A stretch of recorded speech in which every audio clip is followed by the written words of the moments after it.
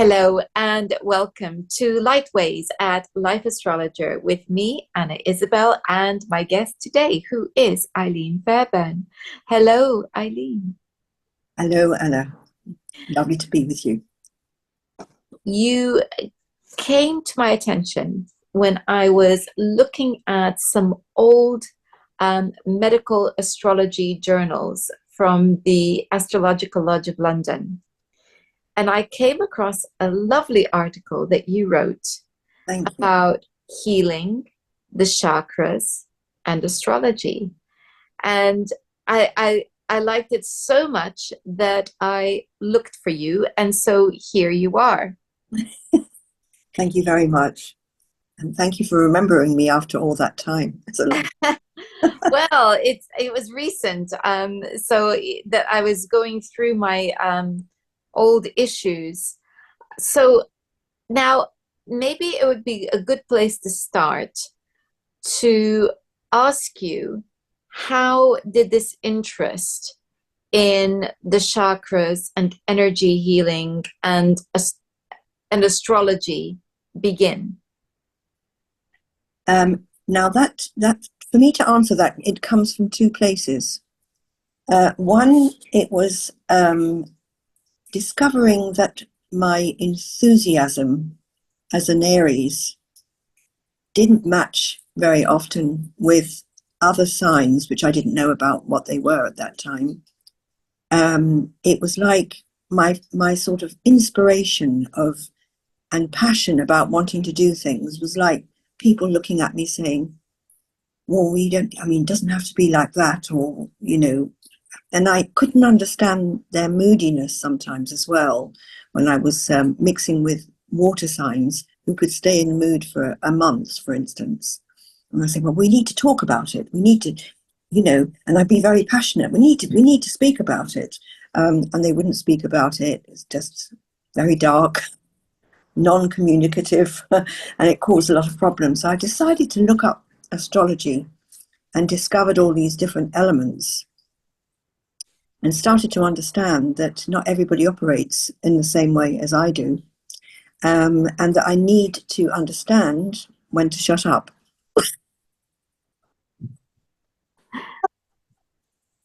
And to be, sort of sensitive to a difference when maybe a disagreement has happened, that it's best just sometimes to leave it alone and wait for someone to come round. I'm the opposite. I like to deal with it more or less quite quickly, but they don't want to necessarily deal with anything. So I had to learn the hard way, but that pushed me in quite a big way into reading all about astrology. So that's the astrology side. Yes. What about the interest in healing and the chakras? How did that start? Okay, so that is another story which is more about my family background and to do with my continual back problems. And so because I had some very difficult experiences with the medical profession, I had to walk away from them at something like the age of 17 or 19. I had to walk away not knowing what I was going to do, because they were going to, they said to me, if the pain continues, they were going to do spinal fusions on me. And they said I would never dance and made a corset for me. And I thought, wow, it's a long story, which I won't go into the whole thing of it right now. But I just turned around and I said to them, I have no idea where I'm going to go to. I have no idea what I'm going to do with what you're presenting to me. But all I do know is whatever you're doing here isn't right. And I landed up going to an osteopath who was a naturopath for about 5 years. And during that period of time, he put me onto health foods. He made me understand the psychological problems relating to the back, and how much the body form in all ways, with dance, with movement, with our expressions, and then maybe going back to astrology, not being able to talk when somebody doesn't want to talk back to you, that causes another problem in the body because we're all different energies. And so I started to look at all these different aspects of healing, massage, movement, dance, psychology in a way. I didn't go into the big psychology side, but I went into things like past life regression, rebirthing, all sorts of things I tried out. And the chakras came in very much more later on in life with the meditations I wrote, because I've written quite a lot of meditations, and I was involved with this crystal healing. And so chakras came in on that side as well. So I became quite involved with chakras in actually quite a big way. So I think that answers it. Is there a particular system that you have come across that links chakras and Western astrology? Because these are two very different things. One is Western, the other one's Eastern. Yeah. And so I'm wondering whether you followed a particular system or whether this is your personal interpretation, because my experience of looking at these things is that it's very nuanced and very personal also to the healer, how they link them. But I'm wondering for you, is that the case, or was there something in particular that you did? I think that's a very interesting question that you've brought up. So thank you for asking it. And it's actually, let me just get this right in order to, hear exactly what you said to answer it, in order. I'm really interested in the healing, on the healing side, with the Chinese method, but I'm not knowledgeable on the Chinese astrology. I do know quite a bit about them, but I know much more about the Western astrology than I do about the Eastern. I mean, I know about, which the animals are, and that's as far as it goes. But when it comes down to the relationship between them, I can't say to you I have a system that works with it, but I can say to you that if a particular area of the body is in a problem, so let's just say it was somebody's very weak in their legs, and they're finding it a problem to walk around with everything, I would link that to the root chakra and then to the kidney energy, as in Chinese. So this is where I link back. And so then I would say to you that your Mars energy needs to come from your will to live, because the will to create yourself and to have the spirit to operate needs to come from your kidneys. And that puts you into the flow, which is your water energy. So that's more or less sort of how I would link those two, together. And so I go with the 5 element system in terms of the healing. I find it fascinating, that whole thing, whole way that they work with it.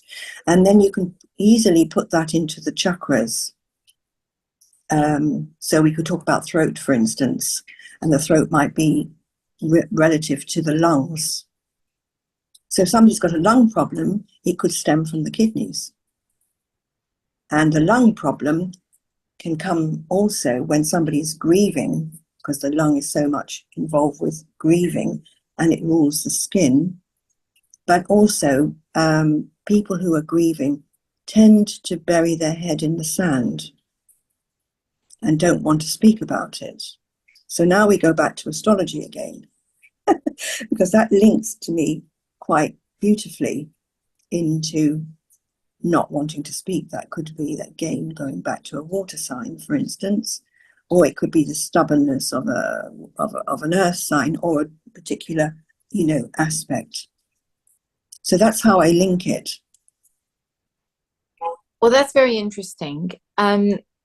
So this is your working very intuitively, and it's a very nuanced way of working. And so it's important that people understand here that we're not talking about classical medical interpretations No. in terms of medical astrology. This is your experience of working with different modalities as an energy healer. Yes. Yeah. And it's your interpretation of the chakras that then links in with um, it sounds as though you're using both planets and signs. Is that correct? Yes, I do. Yes. Yeah. It's the energetic side of it that I'm interested in, because you know, a human being can have a very wide concept of their own being, or they can have a very limited one.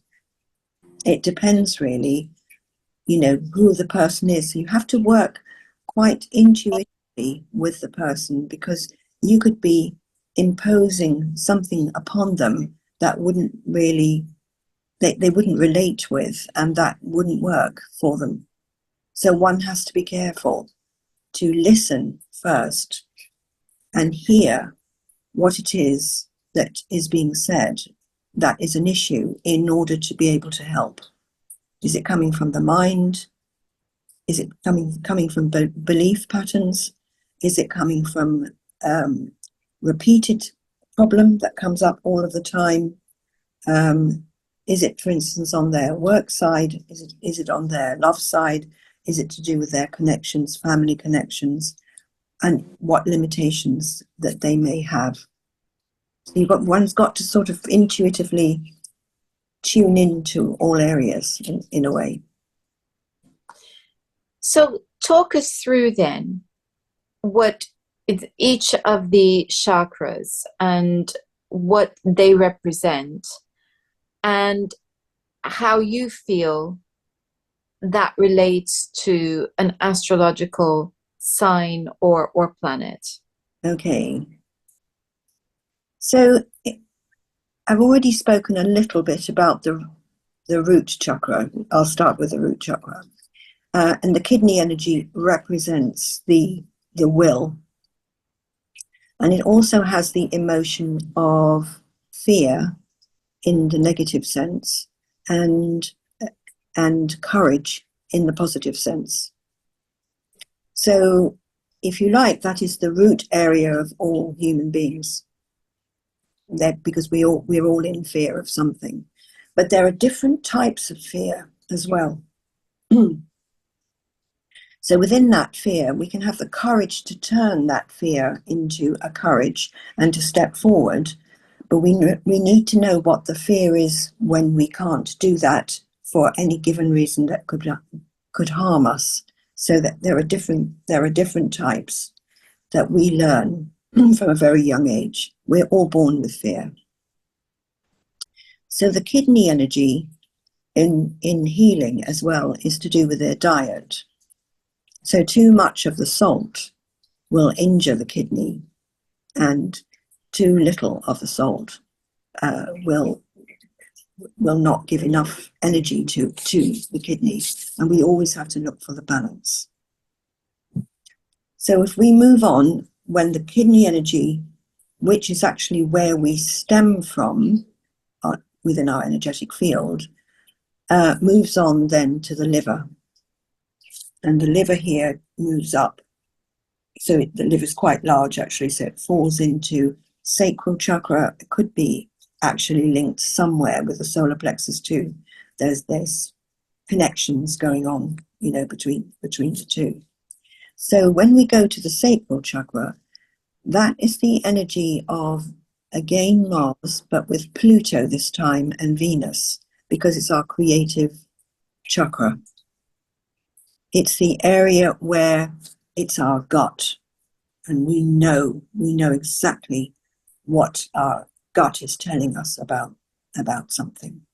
So I see the sacral chakra as a very big energy, because we often see this area of us that when, for instance, with a mother, when she takes on a lot of worries of her children, she then becomes rather large in her tummy because she's taken on so many problems within from her children, example. And you see it in the Buddhas as well.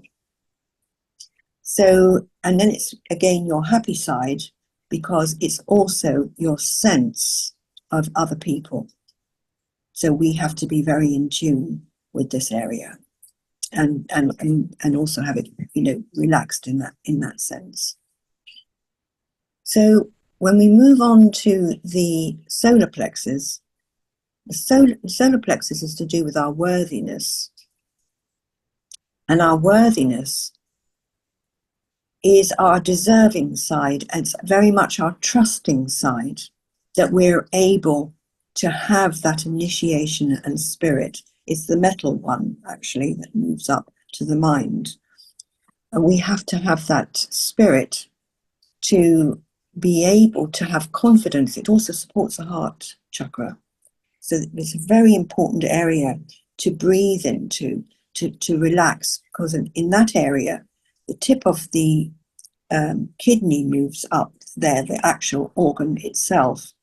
And within that is the adrenals. So it's the fight and flight area. So this area is a very, it happens very often that people don't have confidence. Or they might be very confident in one area and not confident in something else. It depends, really. Again, as I said, it's quite broad when you're talking to somebody. So that's your solar plexus. And then we have the heart. And the heart is very much the area of receiving and giving. We have to receive on our left side and give on our right side. And we have to find the balance of that. It's our place of passion. It's our place of laughter. It's our place of, it's the electromagnetic field, the heart. So it actually sends messages downwards back into the lower chakras, but it sends messages back up again as well into the crown. So we just come back to the solar plexus? Mm-hmm. Think about the planet that is linked with it. So that would be the sun and Mars. Sorry, I forgot. Yeah, sun and Mars. Very much like that golden energy. Yes, I always think of the sun in relation to the solar plexus too. So yes. And the heart? And the heart is Venus, and it can be also the moon, it could be, but very much Venus. You were talking earlier about the throat chakra. Yeah. So what planet would you link with that? So I link that one with Mercury. Communication. Place of wisdom. And moving up to the last two. And so the third eye, I would put to Neptune and also Saturn and Jupiter. So tell me more about the third eye. So the third eye is our place of intuition. And I like to see the third eye as our triangle of emotions, mind, intuition in the triangle.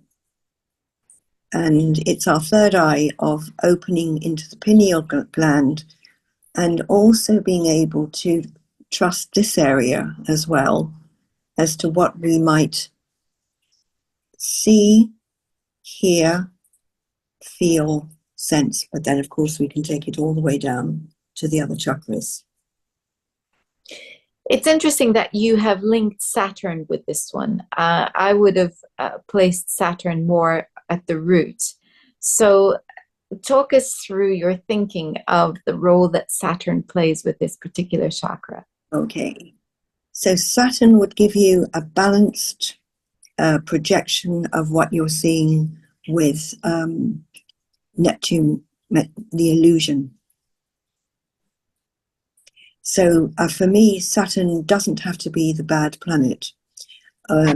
necessarily the constrictive one, but to me it's about the clarity of the mind, and that when we have the knowledge that we're bringing up from our throat and it goes up again into our third eye, we need Saturn to balance back with Neptune. Excellent. I like that. So, because I was thinking about what you were talking about, fear in the root chakra, I Yes. was thinking about the need for security, the drive for security, Yes. brought me to Saturn. So that's very interesting. A different way of bringing Saturn in. I like very much. So that leaves the crown chakra. Does our thousand petals. And so the crown chakra for me, I mean, it goes into, of course, Uranus and Jupiter. So these two in particular, for me, Jupiter is always for me like the miracle planet. It's a very big planet, very large planet. I've done a meditation on that on YouTube. So Jupiter for me has an energy of expansion, that we're able to bring in all that intuition that we've had. We can bring in all the knowledge and all the expansiveness that we've been able to take on, and then bring in the universe to allow us to gel all the ideas together. So I love Jupiter, actually. And Uranus, of course, because of the higher mind. I mean, we could put Uranus into third eye as well. I just think it might be a bit too much of a mix. But Uranus from the crown, for me, brings in that higher mind, with Jupiter expanding it, and then how we can house the information that we receive in a very beautiful way. There are people who talk about the crown also as being related to the father and the root as being related to mother. Would you be tempted to put the sun with the crown and the moon with the root as well? With the root, that's an interesting question. What would I put for the root? I don't see the sun as the root. No, I meant the sun with the crown because of the relationship between the crown and father. Yeah. I would put the sun. Yeah, definitely. So, okay, we have these associations. How do you apply it? So you can see the links, and so you can see in a person's energy field where perhaps a chakra might need help. Yes. How does this imagery or energy help you in terms of the choices that you make in the way that you approach healing? Okay. I like to see it from the will, because we have a will on all levels of us, on how we operate. Because when we have the will to live, we have the will to trust, we have the will to love, we have the will to see opportunity, we have the will to change, we have the will for many different areas of us that actually go into each of the chakras too. And this will needs to be addressed when you're looking at healing with people, because at the end of the day, no matter how good a healer can be, the healer doesn't do all the work. The person themselves does the work. All we land up being is the catalyst. And so we have to be able to open them up in a certain way so that they're able to take this on within their own will, not because they've been told to do it, but because they've taken it on as their own wish, will, however you want to see that, to say, I want to be better, I want to improve this area of my life. I want to help this, that, and the other about myself so that I can operate in a better way. Because what happens is if you tell people about their diet, they don't want to change. You tell them about, stop thinking about, your memory from your past because that's getting in the way of your present time of letting go of it.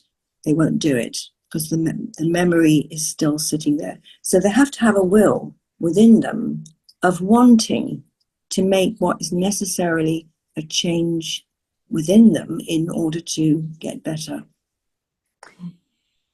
Several things there. And the first thing I would say is that people underestimate the importance of will. And I think that is a very Mars principle, because it is about having the confidence to know that you can handle life. Yes. Without continually being thwarted. Because if our will is continually being thwarted, it means that we can go into a state of learned helplessness. All right. And also, it means that we lack agency, we lack personal power, we become small, we shrink, and we just feel that everything we ever want is denied. Mm-hmm. And I think it's very interesting that you have put that at the root, because I would say that is at the root of many of the clients the issues that present themselves with my clients. Mm-hmm. And also, it is a consequence of continual denial, yes, of the child, mm-hmm. and the will. Mm-hmm. And this doesn't have to be because it's a deliberate attempt to control the child. It could just be an overprotective or anxious parent. Yeah. And the child is continually being thwarted, and the desire to explore and assert themselves is being thwarted. But we even have that word willful, which is normally used in a very derogatory sense. It's a negative sense. If you say somebody is willful. Yes. So I think that this clash between the need to assert and the need to be, yes, if thwarted, can cause a lot of angst, angst, and a lot of unhappiness. Yes. But you are now, from your perspective, you are seeing in the energy of the individual. So to go to what you've just said, I think that the word then comes in with control. Because nobody likes to be controlled or told what to do. So we're unfortunately, depending how we've been brought up, if we've had controlling parents ourselves, we tend to do the same thing over again. So what needs to happen, as I said, it's almost like this catalyst thing of the healer or a coach or, whoever it is. What is it you're wanting is what needs to be said to the other person. How would you see yourself being better? What areas do you think that you would take on in order to help yourself? So it's coming over as a controlled thing, and see where their will is. In fact, just their answers will tell you everything.